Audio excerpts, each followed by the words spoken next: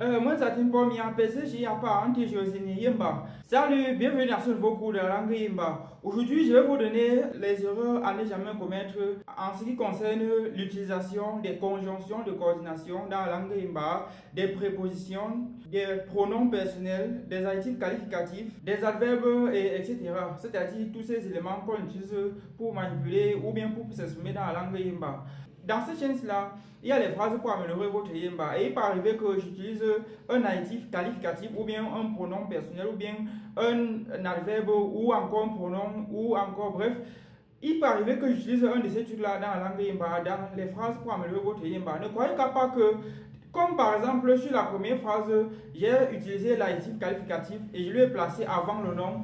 Et vous croyez dans votre tête que désormais tous les adjectifs qualificatifs que vous allez rencontrer dans la langue Yimba vont toujours se placer devant le nom. Ce n'est pas le cas.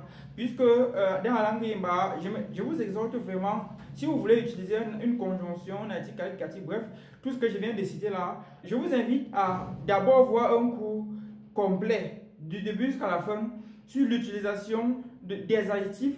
Si c'est peut-être le cas des adjectifs qualificatifs, vous voyez le cours sur l'utilisation complète, sur l'utilisation des adjectifs qualificatifs et vous regardez le cours complet. Si c'est peut-être les conjonctions de coordination, vous regardez le cours sur ces conjonctions-là complets. Parce que dans la langue Yimba, les choses ne se passent pas comme peut-être vous croyez. Si peut-être vous êtes anglophone, les choses ne se passent pas exactement comme en anglais ou bien comme en français.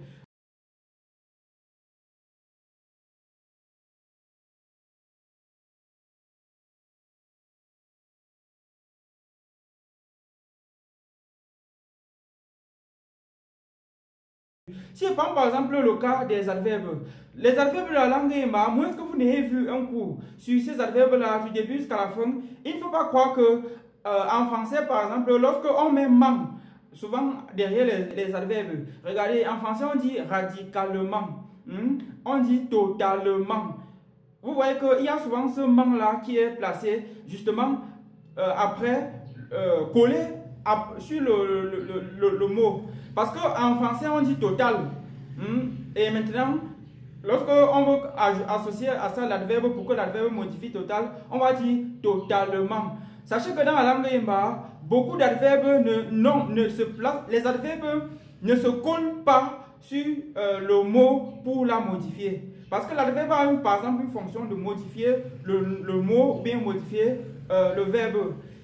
Dans la langue Yimba, si je prends par exemple le cas de l'adverbe pour, dans la langue Yimba, pour signifie totalement, ça signifie radicalement, ça signifie effectivement, ça signifie à fond, ça signifie en profondeur, ça signifie de plus en plus.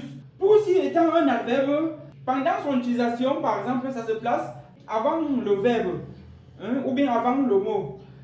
Ce n'est pas comme en français, par exemple, où on dit total. Et quand on veut former l'adverbe, on dit totalement. Dans la langue Yimba, les choses sont différentes. C'est ça que j'aimerais que vous compreniez. Toujours, par exemple, si je retourne par exemple aux adjectifs qualificatifs, vous voyez que ici, si je dis achokor, par exemple, achokor, ça signifie acide. Et on dit en Yimba achokor goya, qui signifie la goyave acide. Achokor si dérive du verbe le chok. Achokor-si, ça dérive du verbe le chok. Le chok qui est être acide. Mais on forme l'adverbe. Ici, vous voyez que l'adjectif qualificatif est placé avant. Et ici, nkang, si c'est aussi, ça signifie frier. En Yimba, on dira donc nkang, qui signifie le maïs frié. Voici l'adjectif qualificatif. Ça dérive du verbe le kang.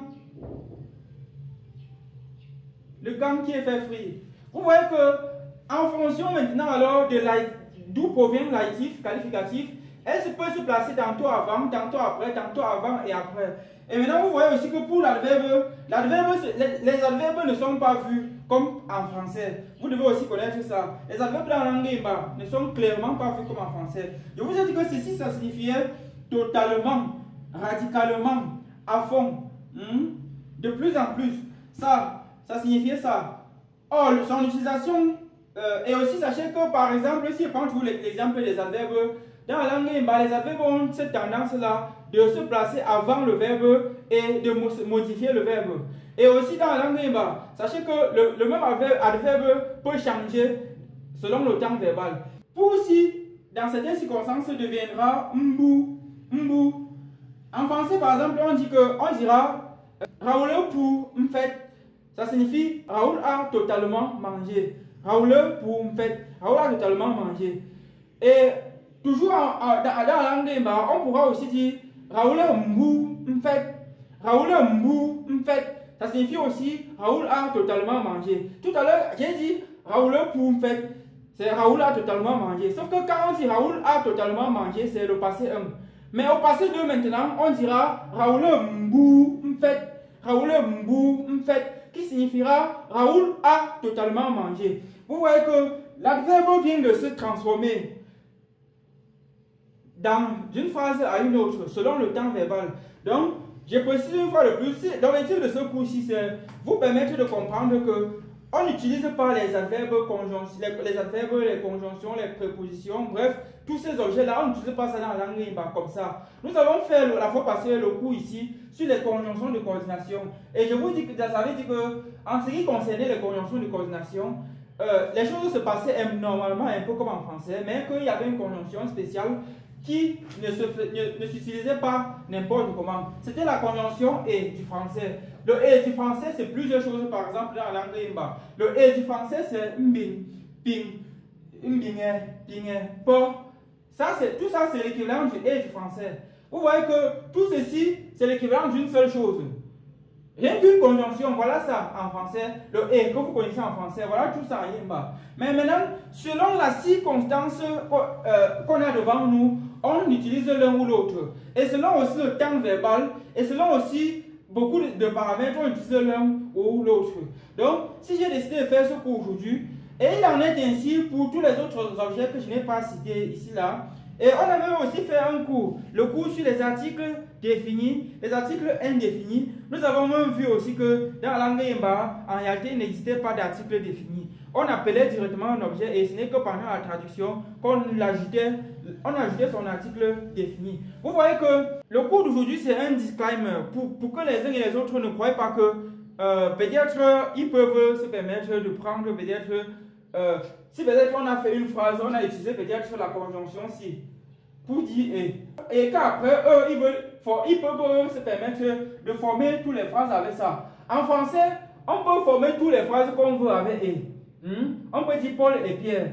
On peut dire par exemple Raoul a mangé et a bu. On utilise la même chose. Alors qu'en Imba, si je dis Paul et Pierre, si je traduis l'expression Paul et Pierre dans la langue Imba, je vais utiliser un et. Je vais par exemple utiliser celui-ci. Et si je dis maintenant Raoul a mangé et a bu, je vais par exemple utiliser mbing dans une telle circonstance. On dira en Imba donc Raoul fait des mbing numelo. Raoul a mangé et a bu le vin. Vous voyez qu'il y a toujours le et. On a utilisé le et. Le et de la langue Imba cette fois-ci est celui-ci. Maintenant, si je dis Raoul po Ngigi, Raoul po Ngigi, ça signifie Raoul et son grand frère. Vous voyez que le et sera maintenant que po. Donc, il faut faire attention. Ce n'est pas parce que peut-être dans les phrases pour améliorer votre Imba, vous allez me voir utiliser po dans peut-être une phrase que vous allez dire que bon, comme j'ai utilisé po dans cette phrase, prochainement quand je vais maintenant parler dans la langue Imba, je veux que utiliser po et je vais sortir dans les problèmes.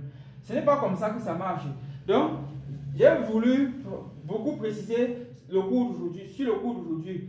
Et maintenant aussi, le cours sur les adjectifs qualificatifs. Vous devez donc voir ces cours-là du début jusqu'à la fin pour comprendre comment ça marche. Il faudra aussi voir les cours sur les conjonctions. Il y a déjà un cours dans cette chaîne-ci sur les conjonctions. Et il y aura aussi le cours sur la conjonction et ici là. Vous voyez, c'est une conjonction dans la langue très délicate qui varie en fonction maintenant des circonstances qu'on a devant nous. Il y aura des cours sur les adverbes de la langue Imba. Et aussi, sachez que les adverbes de la langue Imba sont très profonds.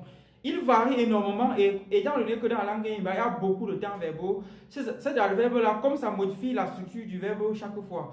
Ce qui fait qu'à chaque temps verbal, il y a une sorte de modification qui a à tenir en compte lorsqu'on utilise l'adverbe. Donc, c'est ça que j'ai voulu préciser aujourd'hui.